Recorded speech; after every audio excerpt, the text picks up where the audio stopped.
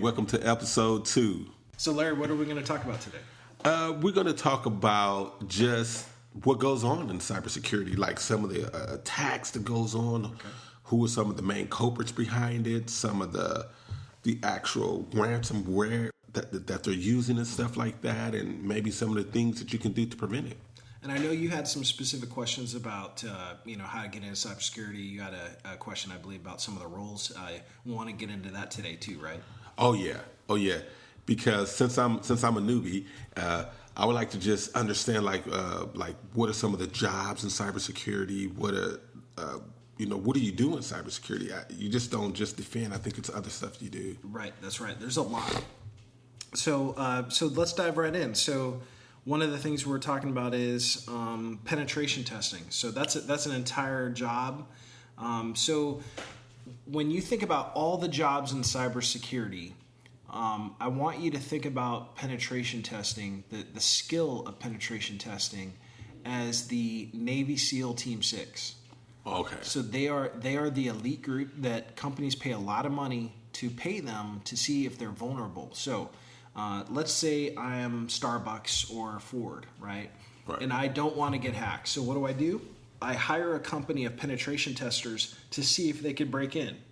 Right. And if they can break in, what they do is they build a report of how they broke in. So what were my vulnerabilities? What do I need to patch? What do I need to fix? How did they get in, right? So if you think about it, it's pretty brilliant, It's very smart. You want to know where your weaknesses are? You hire the penetration testers, and they will usually be able to get in. They will, if you give them enough time, they'll get in. They'll be able to get in. So it kind of depends on the length of the project. If you only give them a day, and you've done a really good job, it may be difficult. Right. But there's a few people I follow on Twitter, Larry, that joke about getting in before noon. Yeah. So what other career kind of questions do you have on cybersecurity? What other positions? Forensic analyst. Okay. So forensic analysts are the CSI in cybersecurity. There's a crime that's occurred. They need to figure out what the damage was, when did it happen, right? Right. What exactly occurred, step by step or timeline.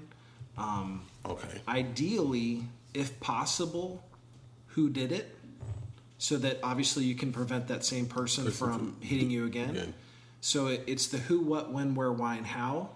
And they are, I would say, equally as skilled. I know that some people on listening may disagree with me. Equally skilled as a penetration tester. Yeah. It's a different type of. It's more tedious, right? It's extremely tedious. It's at sometimes the byte level, like the binary ones and zeros. The code, decompiling and deconstructing code. So, for example, we talked about on episode 1, we talked about Emotet and TrickBot. Right. So sometimes what they'll do is they'll basically get a copy of that and they'll put it in a sandbox. So basically an isolated computer, and see exactly how it works. What files does it change? What registry? Which IP addresses does it communicate with? They get a full understanding of it, but then they go deeper than that. They'll actually take the code and they'll rip it apart, and they'll look at every line and understand this has a linguistic similarity to code written by this other group, and therefore maybe the groups actually work together. I mean, when you think about, I was watching a YouTube episode on the Zodiac Killer, and they're looking at the cryptographic letters that they wrote, and they compared them. There's all this science behind it. It's just like that, but for computer code, malware analysis, and sometimes if you're a forensic analyst working for like a police department, you might get called in, and they have a perpetrator's computer and they need to find evidence that the perpetrator had some sort of thought. Was there any premeditation to the crime? Did they plan the crime? Do we see history in the web browser that there were searches about how to kill this person. Was there planning and intent? That's the difference between like a first degree and a second degree murder, right? It's like there was pre-intent, or it was just like a crime of passion just at the moment. I mean, if someone's planning something and they found it on the computer, so forensic evidence for our police department is one thing. You know, that's looking at web history, because a lot of people don't realize this. When you go and clear your web history, it's not really cleared. Right. It's still on the computer. The internet service provider, like AT&T, they have logs of what you searched. Wow. Google has logs of what you searched. The DNS company has logs of what you searched. So even on your cell phones? The NSA knows what you... Like, there's all kinds of organizations out there, whether you searched on a cell phone, whether you searched on a computer. And so if you're working for a law enforcement agency and you're investigating a crime, you can subpoena, if you have a judge, and you show probable cause, you can subpoena and you can get records from all those various companies and know what happened, know what was in that person's mind, what they were searching for, before that. And so computer forensics is oftentimes associated with a career in law enforcement, or and there's various types of agencies that you can do that for. The Secret Service is one of the leading, forensic. FBI. You've got local law enforcement. You have state. There's all sorts of career fields in forensics. Now, if you're at a large enough company, or even a cybersecurity company, you can also be paid to come in and investigate. Hey, how did this malware hit this computer? What happened? How did it spread? And so there's an element to that. But I like to call them the CSI, the crime scene investigators on the computer. That's how I kind of look at That's awesome. that. Yeah. Now, I do have another question. What is a malware analyst? All right. So there's a lot of similarities that a malware analyst has to a forensic analyst. As a matter of fact, I would say that you probably would start off as a forensic analyst first before you get into being a specialist malware analyst. Right. It'd be similar, like if you think about a crime scene investigator, you actually have a sub specialty in DNA forensics. Mm-hmm. And so, being good in CSI, you might be able to go and take fingerprints. You might be able to rope off a crime scene. You might be able to basically look at, shell casings and ballistics and know the type of gun it came from, all that kind of stuff. But as soon as you have a partial hair and you know that you need to get DNA evidence off that hair, you have to send that off to a lab. Yeah. And the lab is the one that actually does all the science specifically just on DNA. So a malware analyst is kind of like that from forensics. So the crime happened, you were able to get the sample of the malware. Now you need to send it off to a specialist, and they're the ones that actually are able to do what I talked about a little bit earlier, ripping the code apart and digging in and looking at the language. They're the DNA forensic folks that take it to that level. Wow. So at a high level, if we take a big step back, Larry, and you just talk about computers in general, because we're talking about the concept, how do you get into cybersecurity, right? Right. So you first have to understand the basics of how, obviously, computers work.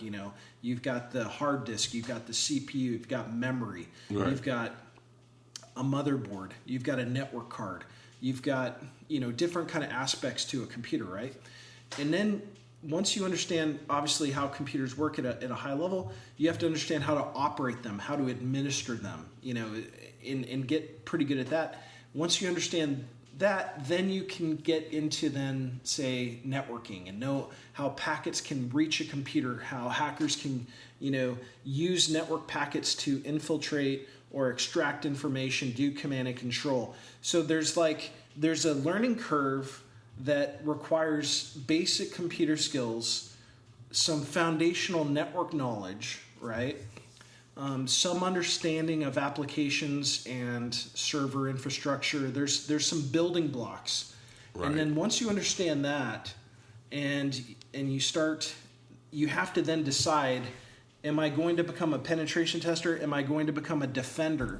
Right. Right? Am I going to become a forensic analyst? And then once you get into forensic analyst, then you might want to specialize and be like, I want to become, a malware analyst and actually just completely focus on reverse engineering how malware was written. You may have heard of. Is it kind of like finding like the cure for penicillin? I mean, like the cure for the plague or something like that. It absolutely. That's a great analogy. So, Larry, I want to tell you a quick story about really the face of malware research recently. Marcus Hutchins, he was living in England at the time when WannaCry, which is a form of ransomware, happened in 2017. Right. So when this was happening, Marcus was basically researching it, and he found this really interesting behavior about WannaCry, and he saw that there was basically like this DNS kill switch. Wow. That the ransomware would not run if it was able to connect to a particular domain name on the internet. Oh, wow. So he basically registered the domain name. Wow. And then WannaCry stopped spreading around the world. So this was a global event. WannaCry was spreading fast and furious. It had already infiltrated thousands of computers, and then all of a sudden it stopped like that. And this was the guy that saved the world from what could have been significantly worse, right? So he's basically a hero. Right. And this really, he is the face of malware research and reverse engineering, because he found that WannaCry was making this call to this domain name that didn't exist. So he thought, well, what if I just go buy that domain name? He did, and then the malware stopped spreading. And so he got a lot of attention, though. Have you ever noticed the first people that the police suspect is the person who calls 911? Yeah. So usually that was happen. Yeah. So usually that happens because they're like, okay, well, let's check that guy. Why are they calling? That's right. So all of a sudden there was a lot of scrutiny on this guy. Wow. And they basically, U.S. law enforcement looked into him a little bit. I thought, this is interesting. We think he's actually responsible for writing some malware code. They looked at his linguistic kind of language and they said, yeah, we think this guy's actually written malware before. So it's possible. I'm not judging Marcus whatsoever, but I think that there's a human tendency when you're exposed to enough malware, there's probably a temptation. You know what? I could probably do this. I could probably make some money at this. Right. I could probably get into a bank. Wow. And I think I could probably not get caught. Yeah. So when you're looking at someone else's code for years and years and figuring out how it works, there's probably that temptation of actually doing the crime. Yeah. Now I don't know his current status, but earlier this year I was at a conference and he came in and he was up on stage, for a moment. And I think at that time his status was kind of unclear, but I know that he came to the United States for a security conference, and then the FBI basically told him he couldn't go back home to England because he was under investigation. So they wouldn't let him leave the country because they had, this probable cause that he actually had written some malware. So here's the hero of the world who's now under some, scrutiny for some crimes he's, alleged to have, committed. So anyway, I just thought I'd give you a face to this, concept of malware. Yeah, that's research. A nice tidbit there. That was very nice. I mean, I feel personally, maybe you have to create something to see how you can actually, defend against it. Mm. So maybe that's what he was doing. I mean, yeah, we don't know his motivation, right? Or his intent. So you really touched on something I want to dig into a little bit. You mentioned you have to create something in order to defend against it, and I couldn't agree more. When we're going to talk about on a future episode building a lab, you have to learn how to hack in order to learn how to defend against it. Your instinct, spot on. The way to become a really good defender in cybersecurity is to learn the techniques and tactics of the adversary. Right. For example, if you own a Tesla today, right, and you want to make sure that your Tesla does not get broken into, it might be really good to research how people are breaking into Teslas. Right. So that you can actually learn how to defend against it. There's these techniques you may have heard. This is kind of a crazy analogy. But there's people that can go and scan your wallet. So if you're in a big crowd, they can scan your wallet, and they can actually process payments against the cards that are in your wallet just by scanning. They could brush up against you in a crowd, right? And just the knowledge that that type of attack exists caused me to buy a different type of wallet that has a shield inside of the wallet to protect itself from being scanned. Oh, that's crazy. Right? So, but you wouldn't necessarily know about the need to defend against that unless you knew that that attack was possible. So in cybersecurity, same thing. You have to learn about the attacks in order to know how to defend against them, right? Right.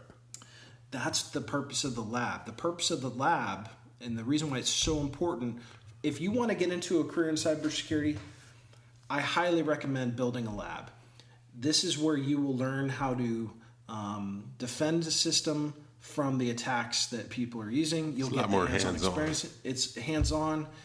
That's how you gain expertise and experience. Right. Yeah, that's everything. Absolutely. That's everything. Yeah, no, I get that. I know I was talking to a coworker at work, and I was just explaining to him that, anything smart can be hacked. Mm-hmm. From your car to your TV or whatever. I find myself, Larry, choosing carefully not to buy smart, or they call it IoT, Internet of Things that are connected to the internet. Right.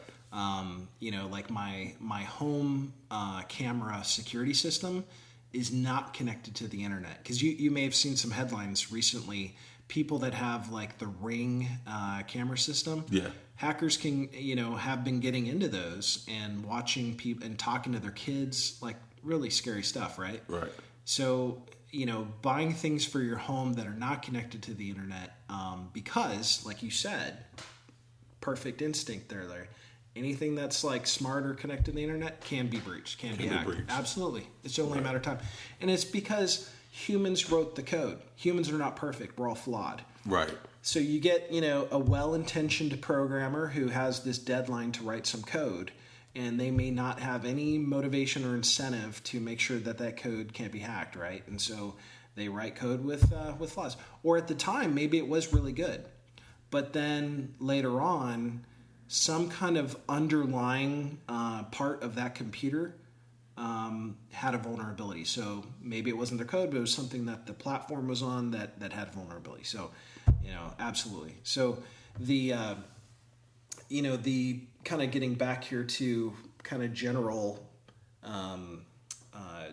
different kind of positions. So we talked about penetration testing. We talked about malware analysis.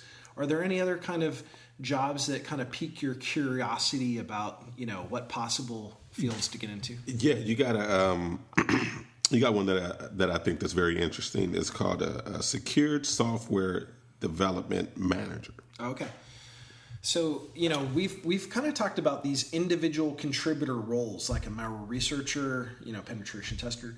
There's also management opportunity, in cybersecurity. I saw something that said there's like 3.5 million unfilled cybersecurity jobs. Mm-hmm. We need good managers to manage all these people.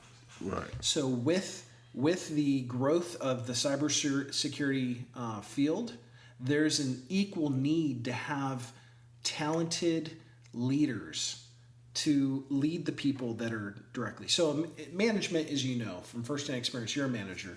You know that you don't necessarily have to know all the technical details of what people are doing, but you have to know what the company's goals, missions are key performance indicators, how to guide and direct and lead people. And so if you have just general concepts in security and you kind of just know these general big things and you're a leader, companies need strong leaders to lead these folks and develop, reports, have them basically be on track for the mission. And so there's a lot of arguments out there to be a manager of secure software development. Yeah. You don't necessarily have to know how to write code to be a good manager. Now, it helps if you come from that background so you can appreciate what it takes to write code, right? Mm-hmm. But sometimes programmers don't make good managers. They're not always people persons, right? Right. Yeah. So in my experience, a programmer sort of mindset does not necessarily always translate to being a good manager, and so therefore, I think a healthy IT organization has a mix of different kind of personalities and skill sets, and so for that particular role, anytime I see manager in the title, it's typically not a hands-on person, but they need to know a little bit of history of software development life cycle. You plan out the code, you test it, you deploy it to a development environment, and then you have a separate QA environment to test the code, and then you deploy it to production. So that's called software development life cycle, right? Okay. So a good manager is aware of what it takes to kind of take code through these various kind of test cycles before it actually gets deployed in production, and then there's managing bugs and fixes and enhancements and that sort of thing. So I would say if you like computer programming and code, that would be a good group of people to manage. That's kind of what that role is about. Interesting. Yeah. I do have one more I definitely want to ask you on. A cyber defender. Yeah, okay. So this is where I'm drawn to naturally. A defender is you want to proactively find the vulnerabilities in your system and get them patched.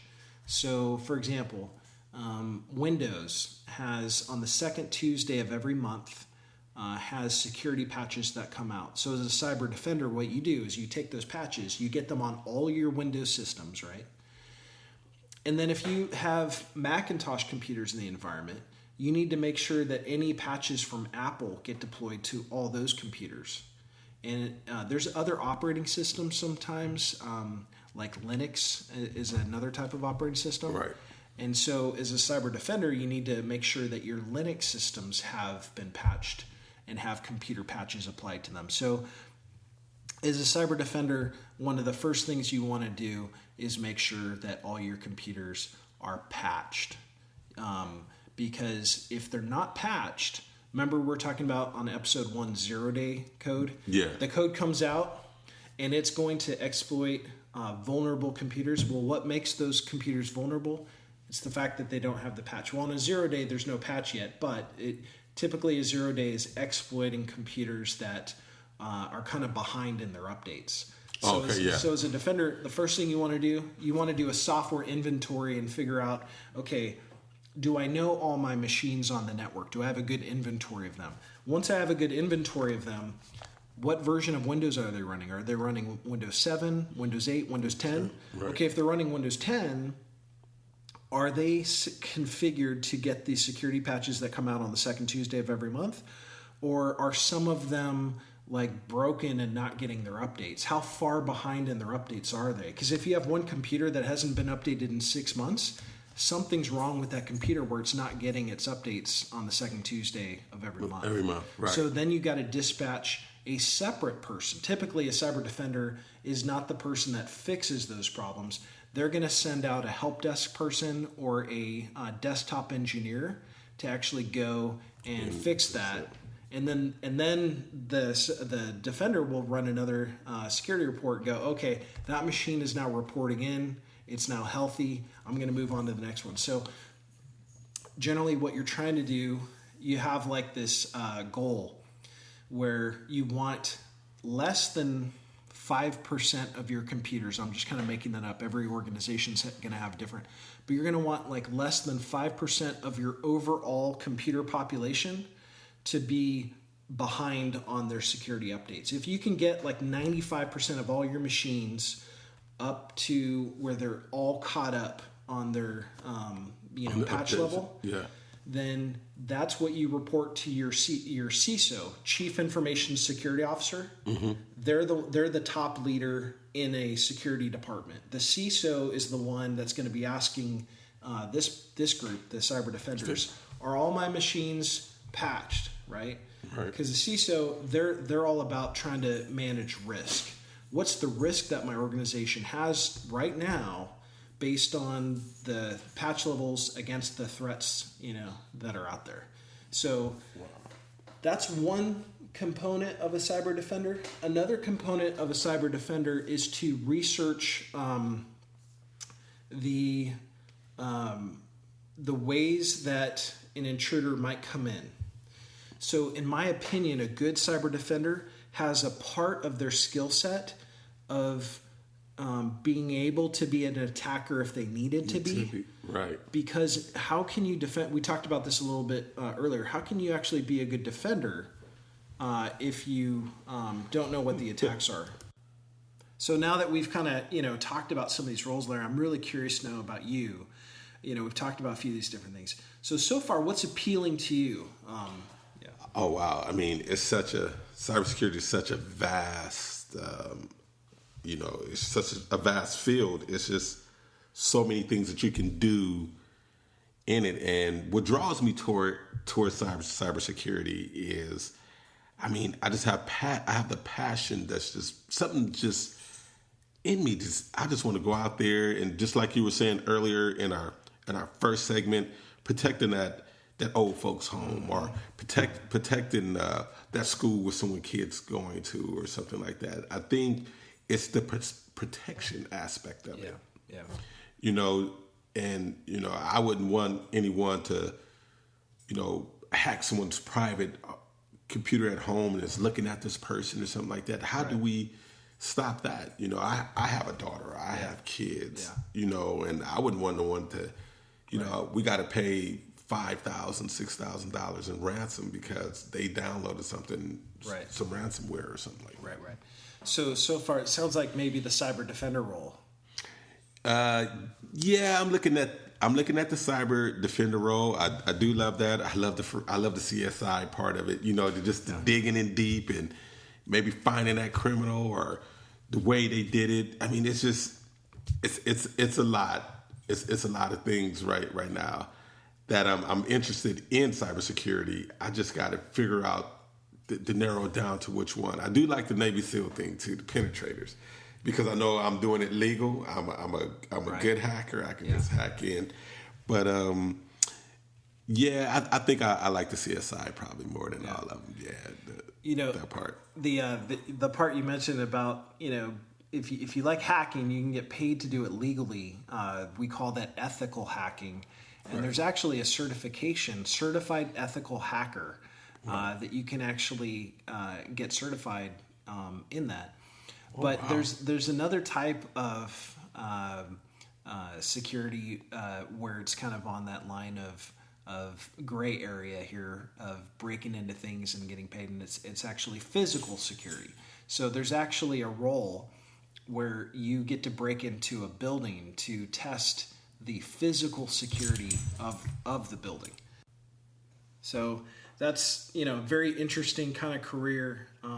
But hey, let's talk about what we're going to do next week, Larry. What do you want to learn next time? Yeah, so Joe, we want to, because you have all this vast knowledge about cybersecurity and stuff. I think the listeners will be interested in how long you actually been in cybersecurity, how long you've been working with it. Okay, cool. So let's talk about that next week. Thank you for tuning in, and look forward to talking to you guys all next week.